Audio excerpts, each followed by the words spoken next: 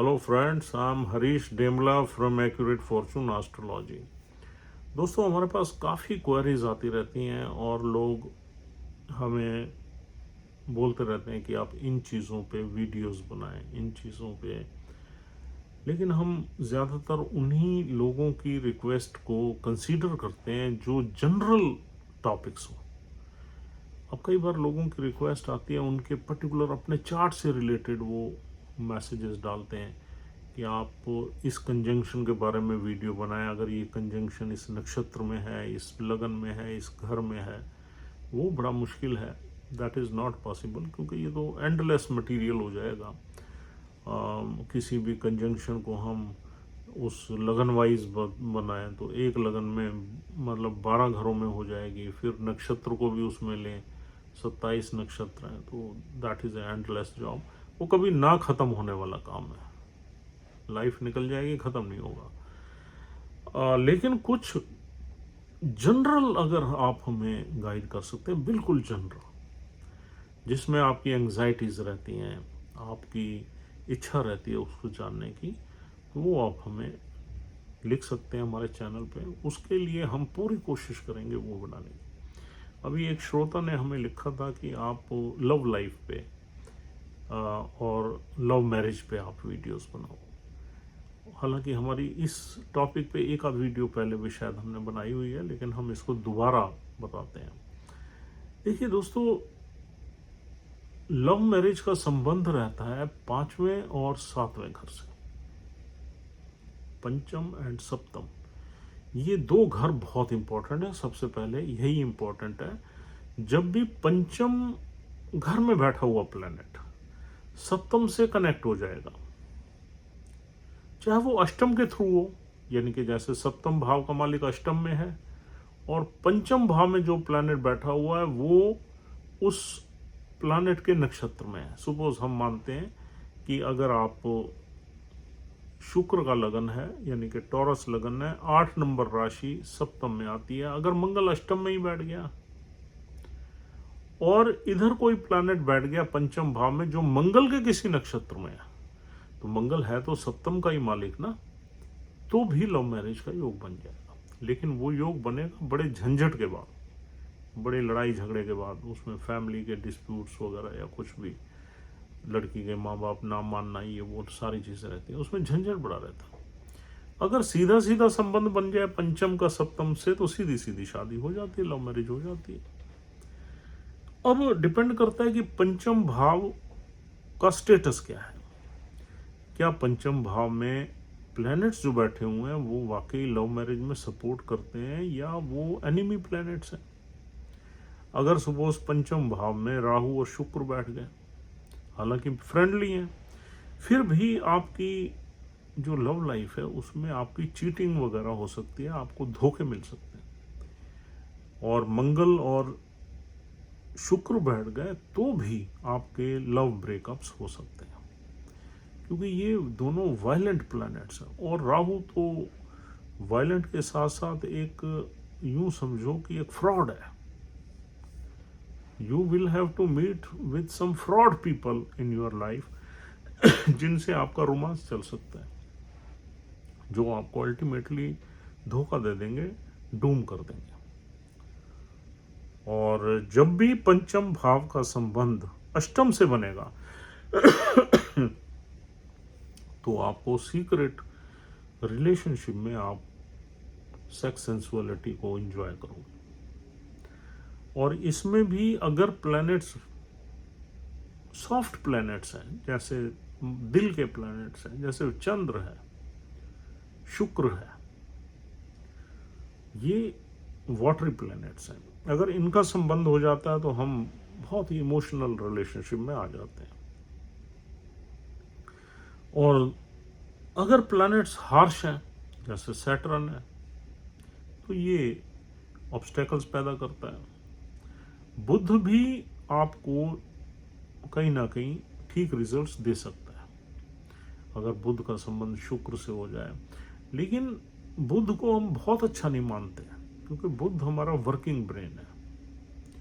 वहाँ पर थोड़ा सा हम शादी के बारे में, जब रिलेशनशिप में आप हैं लेकिन जब मैरिज का नंबर आएगा तो आप उस पर एनालाइज करना शुरू कर देंगे कि यार इस लड़की में नुक्स क्या है, इसमें कमियां क्या हैं, इसके पास पैसे कितनी हैं, इसकी जॉब कैसी है, इसके पेरेंट्स कैसे हैं।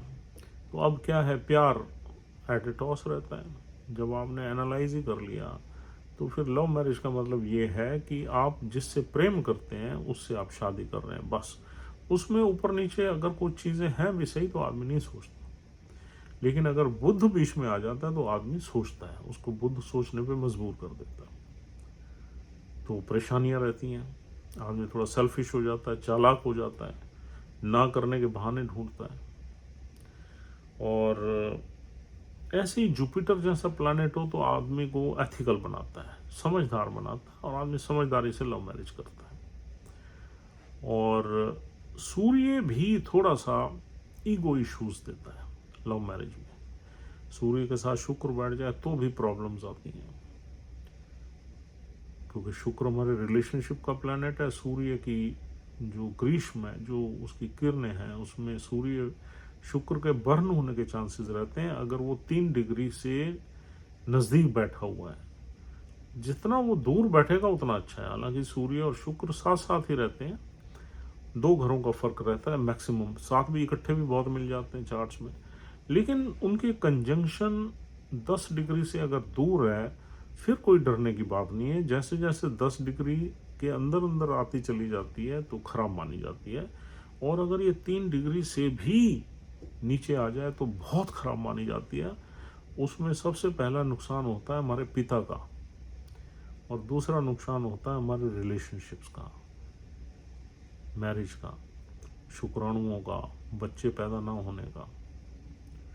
तो कई तरह के नुकसान हो जाते हैं उसमें। और अब फिर भी कोई भी प्लैनेट आपकी लव मैरिज करा सकता है अगर उसका संबंध 5वें घर में बैठ के सप्तम से बन गया तो। अब देखिए क्या है कि 5वें घर का मालिक अगर पंचम में ना हो, चौथे में बैठा हो, दूसरे में बैठा हो, लगन में बैठा हो, और उसका संबंध सप्तम से बन जाए तो भी लव मैरिज आपकी हो जाएगी। बहुत अब थोड़ा सा हम और अंदर घुस रहे हैं ताकि आपको समझ आ जाए। कभी कभी पंचम भाव में प्लैनेट नहीं होता। पंचम भाव का प्लैनेट देखिए कहाँ बैठा हुआ है, किस नक्षत्र में है, क्या उस नक्षत्र का लॉर्ड आपके सप्तम भाव से कनेक्ट तो नहीं कर रहा किसी भी तरीके से, टेढ़े मेढ़े तरीके से, तो भी आपकी लव मैरिज हो जाएगी। लेकिन ऑस्पिशियस हाउस में होना चाहिए। जैसे मैंने बोला, चौथे में हो जाए, प्रथम में हो जाए, सप्तम में हो जाए, सप्तम में तो हो ही जाएगा, तो अच्छे संबंध बन जाएंगे। दूसरा, अगर आपके सप्तम भाव का स्वामी भी लगन में आ गया, चौथे में आ गया, या पंचम में ही बैठ गया, या नवम में बैठ गया, तो भी आपकी लव मैरिज हो जाएगी अगर वो पंचम भाव के प्लैनेट के साथ बैठ गया या उसके नक्षत्र में बैठ गया। तो नवम भाव भी इंपॉर्टेंट भाव है। अगर पंचम का मालिक नवम में जाके लगन से, नवम में जाके सप्तम से कनेक्ट हो जाए तो भी आपकी लव मैरिज के चांसेस बन जाएंगे। तो अब क्या है, दूसरी इसमें कंडीशंस, ये तो हो गया सप्तम और पंचम का कनेक्शन किसी अच्छे हाउस के थ्रू या उस घर के थ्रू। अब दूसरी कंडीशन ये है कि अगर आपको लगता है कि यार ये कनेक्शन तो बन नहीं रहा, आप नवमांश को देखिए। नवमांश में अगर यही योग है जो मैंने डिस्कस किया तो भी आपकी लव मैरिज के योग बन जाएंगे। और नवमांश चार्ट बहुत इंपॉर्टेंट है। कभी क्या होता है, कोई प्लैनेट हमारे चौथे घर में बैठा होता है लेकिन वो हायर डिग्री का होता है, वो पंचम को भी इम्पैक्ट कर रहा होता है, और पंचम को भी इम्पैक्ट कर रहा होता है, और वो हमारे चौथे घर का स्वामी हमारे सप्तम से कनेक्ट कर रहा है, लेकिन उसका असर पंचम में भी है, वो आप देख नहीं पाएंगे। हायर डिग्री का है, या कोई 1 डिग्री का प्लैनेट छठे घर में ही बैठा हुआ है, वो भी पंचम को अफेक्ट कर रहा है। अगर उसका कनेक्शन हमारे सप्तम से बन गया तो वो भी लव मैरिज करा सकता है, क्योंकि पंचम को भी वो एक्टिवेट किए हुए है, उसकी कुछ रोशनी पंचम में है। क्योंकि किसी भी प्लैनेट की जो उसकी प्रेजेंस है वो 30 डिग्री तक रहती है। कोई भी प्लैनेट जो 1 डिग्री का है वो समझो 16 डिग्री तो उसी घर को प्रभावित कर रहा है जिस घर में है, और 14 डिग्री उसका प्रभाव पिछले घर में आ रहा है। ऐसे ही जो हायर डिग्री का प्लैनेट है वो 29 डिग्री का प्लैनेट है, वो यूं समझ लीजिए कि 29 डिग्री में से वो 14 डिग्री प्रभाव दे रहा है अगले घर का और 16 डिग्री दे रहा है उसका, क्योंकि वो एज पे बैठा है, उस घर के एज पे बैठा है। तो ये चीजें जानना भी जरूरी है। और इसी वजह से आपने नवमाश को देखना है। नवमाश में भी ये योग बनते हैं।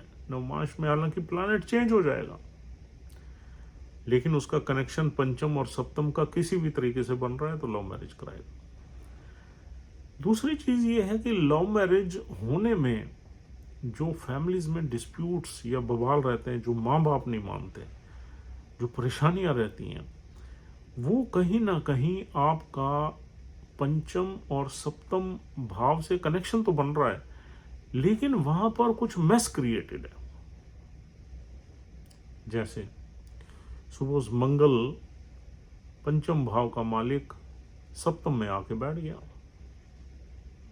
क्लियर कट मैसेज है कि लव मैरिज होगी, लेकिन उसके साथ शनि और राहु बैठ गए, तो अब ये लव मैरिज में विघन है।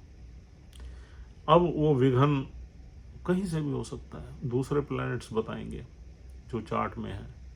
जैसे सूर्य नीच का पिता किससे हो सकता है, मदर से हो सकता है, भाइयों से हो सकता है, रिश्तेदारों से हो सकता है, लड़की के पेरेंट्स से हो सकता है, वो दूसरे प्लैनेट्स बताएंगे। उसमें हम घुसेंगे तो फिर आप कंफ्यूज हो जाओगे। लेकिन मंगल अगर शनि और राहु के साथ सप्तम में बैठ जाता है तो फिर वैवाहिक जीवन, लव मैरिज होने में there is a lot of mess, lot of quarrels, lot of झगड़ा, लॉट ऑफ डिस्प्यूट्स। आप लव मैरिज करेंगे या नहीं करेंगे वो तो एक अलग मैटर है, लेकिन ये लव मैरिज होने के बाद भी बिगड़ने के चांसेस रहेंगे, क्योंकि शादी का घर तो खराब ही हो गया ना। मंगल शनि राहु बैठ गए, खराब है। हाँ, अगर मंगल शनि राहु लगन के ही नक्षत्र में बैठ गए या उनका कनेक्शन नवम से हो गया तो शादी चल सकती है। शादी का घर जितनी भी खराब हो, अगर वो ऐसे किसी नक्षत्र में बैठ गए जो लगन का ही नक्षत्र, लगन के लॉर्ड का नक्षत्र है, तो फिर शादियां चल जाती। तो बड़ी गहरी है एस्ट्रोलॉजी। इसको समझने के लिए इसको काफी डेप्थ में जाना पड़ता है, समझना पड़ता है, और पूरा जीवन भी लग जाता है इसको समझने में। लेकिन हाँ, ये अगर हम सुपरफिशियली देखते हैं, नक्षत्रों को नहीं देखते, तो शनि मंगल राहु की कंजंक्शन शादी के घर को चलने ही नहीं देती, बिगाड़ देती है, क्योंकि तीनों एनिमी प्लैनेट्स हैं, ऊपर से केतु की दृष्टि भी है। अब आते हैं हम अगली प्रोबेबिलिटी पे लव मैरिज की। अगर पंचम भाव का लॉर्ड नवम से कनेक्ट हो जाए तो भी लव मैरिज हो जाती है, तो भी लव मैरिज हो जाती है।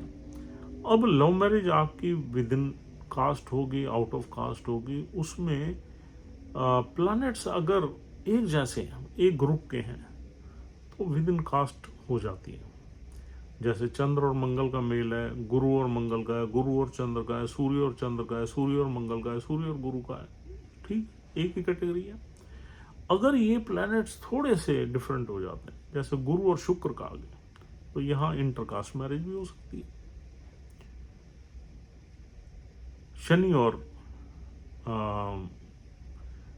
शनि और यूं कहना चाहिए मंगल का आ गया, इंटरकास्ट हो सकते हैं। जब भी एनिमी प्लैनेट्स का योग बनेगा सप्तम भाव से पंचम भाव में, तो एनिमी प्लैनेट्स होंगे तो इंटरकास्ट हो सकती है। हाँ, अगर राहु बीच में आ जाता है तो फिर इंटरकास्ट तो 100% होगी, इंटर रिलीजन भी हो सकती है, मतलब दूसरे धर्म में भी हो सकती है, कोई भी धर्म हो सकता है। अगर राहु बीच में आ गया, शादी के घर में राहु बैठ गया, या लव लाइफ के घर का लॉर्ड राहु के नक्षत्र में बैठ गया, राहु शादी के घर में बैठ गया, तो आपकी इंटर रिलीजन मैरिज भी हो सकती है। शुक्र अगर आपके चार्ट में ऊंच का बैठ गया और राहु के साथ बैठ गया, या राहु के नक्षत्र में बैठ गया, नक्षत्र तो मिलेगा नहीं ऊंच का, शुक्र में शनि का नक्षत्र होता है, गुरु का होता है या बुध का होता है, लेकिन अगर राहु के साथ ही बैठ गया ऊंच का शुक्र, तो भी आपकी लव मैरिज दूसरे रिलीजन के बंदे के साथ हो सकती है, क्योंकि शुक्र शादी का कारक है और मेल चार्ट्स में स्पाउस है, और राहु एक एलियन एनर्जी है, हो सकती है। नवम भाव, पंचम भाव, चतुर्थ भाव, लगन, सप्तम भाव, ये सब इंपॉर्टेंट है शादी की प्रेडिक्शंस के लिए, और इनका कनेक्शन एक दूसरे से बन जाए, क्योंकि चौथा घर हमारे दिल का है, हमारे मन का है। अगर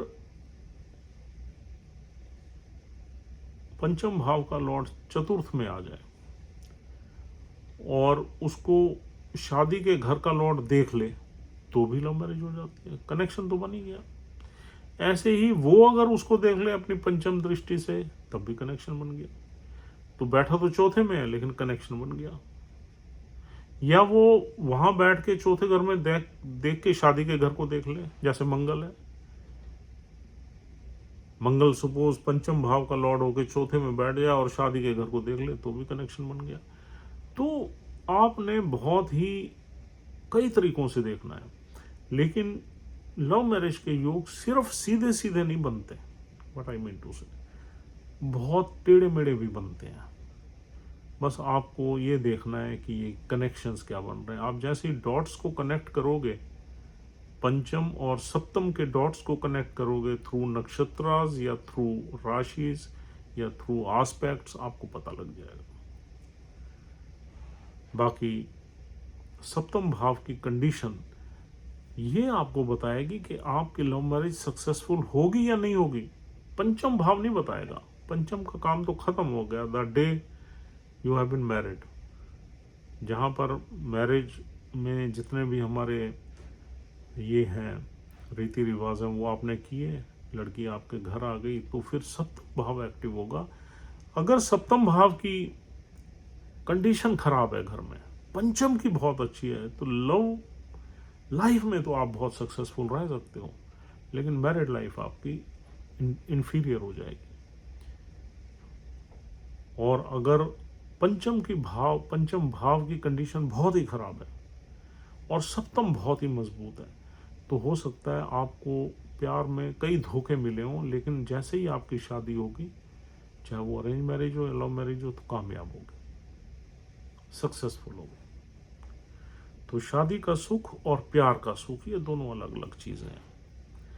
अब जल्दी से हम आते हैं दूसरी शादी पे। दूसरी शादी हमारा करता है 11वां भाव। बहुत इसमें अलग अलग मत हैं। कुछ एस्ट्रोलॉजर्स ने बोला है कि दूसरा भाव करवाता है, कुछ कहते हैं 9वां भाव करवाता है, लेकिन उसके पीछे एक लॉजिक है। 11वां भाव हमारी इच्छाओं का है, हर तरह की इच्छाओं का, और हमारे सर्कल का है। ये हमारी शादी में ज्यादा रोल प्ले करता है सेकंड मैरिज में, क्योंकि सेकंड मैरिज में हमारी इच्छा होनी चाहिए सेकंड मैरिज, तभी 11वां भाव करवाएगा। और हमारे सर्कल का भी है, इच्छा पूर्ति का भी है, डिजायर्स का भी है। तो इन सब चीजों का कनेक्शन हमारे डिजायर से ही तो है। और जो 9वां भाव है वो हमारे धर्म का भाव है, उससे शादी का कोई कनेक्शन नहीं है।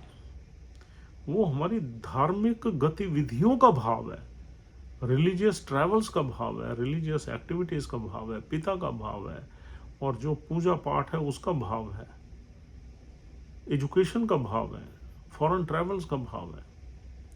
और जो दूसरा भाव है वो किसका है?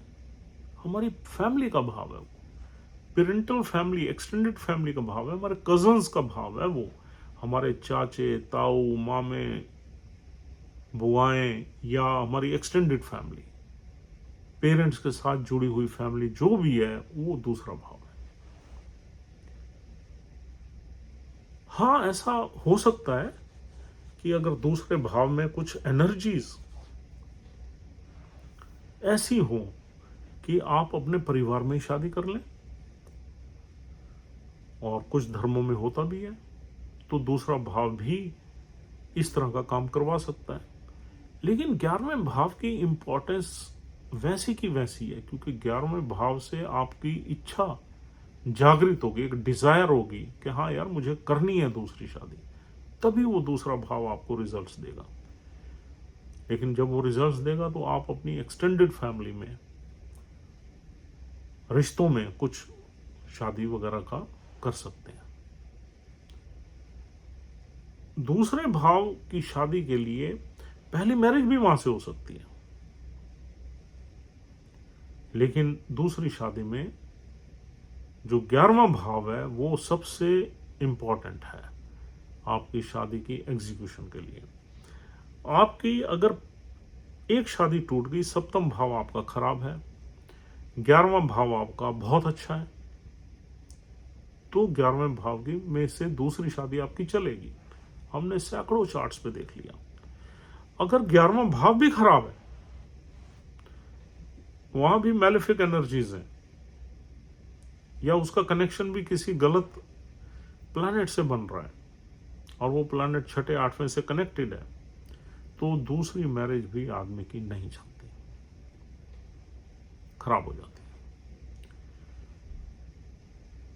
तो दोस्तों, जब भी आपको दूसरी शादी का विचार करना हो तो आपको 11वें भाव को देखना चाहिए। अगर 11वां भाव आपका मजबूत है, अब सपोज 11वां भाव मजबूत है, ये तो आप देख ही लेंगे मेरे ख्याल से।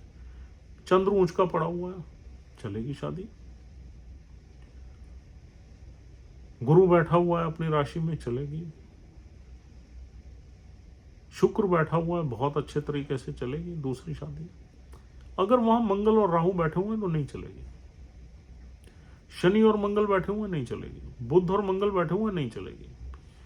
वो जिस नक्षत्र में वहां का प्लैनेट बैठा हुआ है, उसका नक्षत्र का लॉर्ड 6, 8वें में नहीं चलेगी, झगड़े रहेंगे।